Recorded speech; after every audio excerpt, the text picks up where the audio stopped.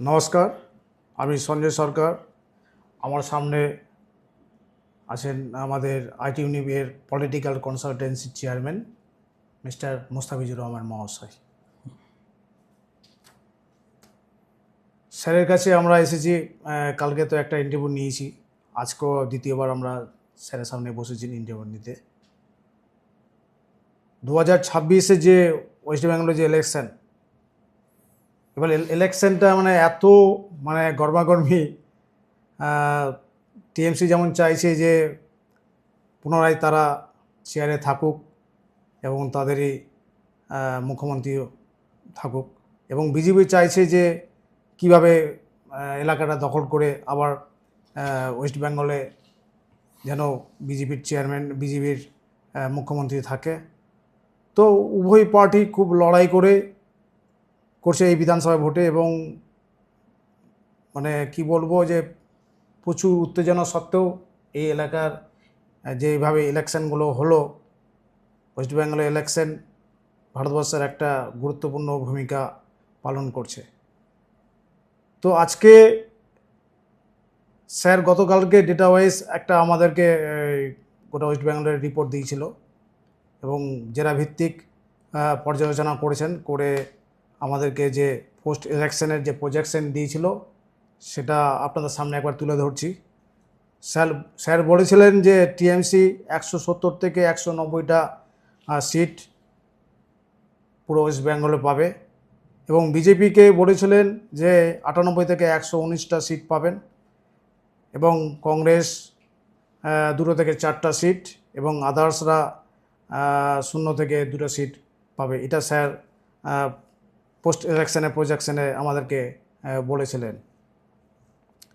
তো স্যারের কাছে আমার একটা কোশ্চেন হলো যে স্যার, ওয়েস্ট বেঙ্গলে যে গণ আন্দোলনের সঙ্গে শরিক হয়নি বিজেপি এতগুলো বছর গেল, তা সত্ত্বেও আপনি বলেছেন যে বিজেপির সিট 2021 সালে যেটা হয়েছিল 77টার মতো সিট পেয়েছিল, সেক্ষেত্রে এখন দেখা যাচ্ছে আপনি প্রায় 98 থেকে 119টা সিট পাওয়ার দাবিদার করেছেন। তো স্যার, কীভাবে এতটা সিট বাড়লো? কি বিজেপির কি প্রভাবটা গোটা ওয়েস্ট বেঙ্গলে বেড়েছে, না আগের মতনই আছে? একটু বললে ভালো হয় স্যার। না, এই প্রশ্নটা খুবই ইম্পর্ট্যান্ট। যে আমরা এই প্রজেকশানে, পোস্ট পোল প্রজেকশানে বিজেপিকে দিয়েছি আপনার 98 to 119, 98 থেকে 119টা আমাদের প্রজেকশানে, পোস্ট পোল প্রজেকশানে দেওয়া হয়েছে। কিন্তু 2021-এ বিজেপি সেখানে 77টা সিট ছিলেন বিজেপিদের, এবং সেটা বেড়ে ভালো সিট প্রজেকশন আমরা দিচ্ছি। এটা কিছু ফ্যাক্টরস রয়েছে। বিজেপি, আপনি যেটা বললেন, কোনো গণ আন্দোলন না হওয়া সত্ত্বেও বিজেপির গ্রাফ সিট 77 থেকে আমি 98 to 119 সিট দেওয়ার কিছু ফ্যাক্টর রয়েছে। এটা সবাইকে জানা উচিত। যে প্রথম ফ্যাক্টর এসআইআর ফ্যাক্টর অবশ্যই ইম্পর্ট্যান্ট, এটা সবাইকে জানা উচিত। যেভাবে 25 lakhs ম্যাপড ভোটার যে আন্ডার অ্যাডজুডিকেশনের মাধ্যমে যেটা বিচারাধীন অবস্থায় এখনও রয়েছে, তার বিশেষ কারণের জন্য কিছু কিছু যেখানে বিজেপি অনেক কম মার্জিনে জিতেছিল, এটা সবাইকে জানা উচিত।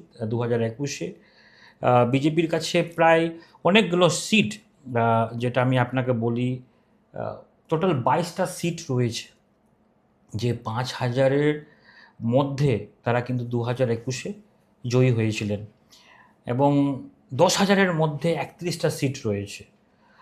তো আমি যদি এখানে বলি 1%ও ভোট যদি ফ্লিপ হয়, তো বিজেপির অনেকগুলো সিট, একেবারে 30টা সিট বা আপনার 25 থেকে 30টা সিট চেঞ্জ হওয়ার সম্ভাবনা আছে। তা সত্ত্বেও আমরা কিন্তু এতটা সিট দিয়েছি। এর বিশেষ কারণ এসআইআর।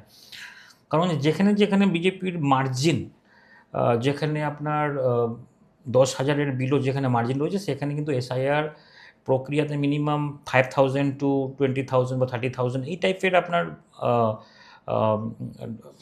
ভোট ডিলিশন রয়েছে। এবং এটা আমি শুধুমাত্র আন্ডার অ্যাডজুডিকেশনের ক্ষেত্রে বলছি, টোটাল ওভারঅলের কথা বলছি না, এটা ম্যাপড ভোটারের ক্ষেত্রে বলছি।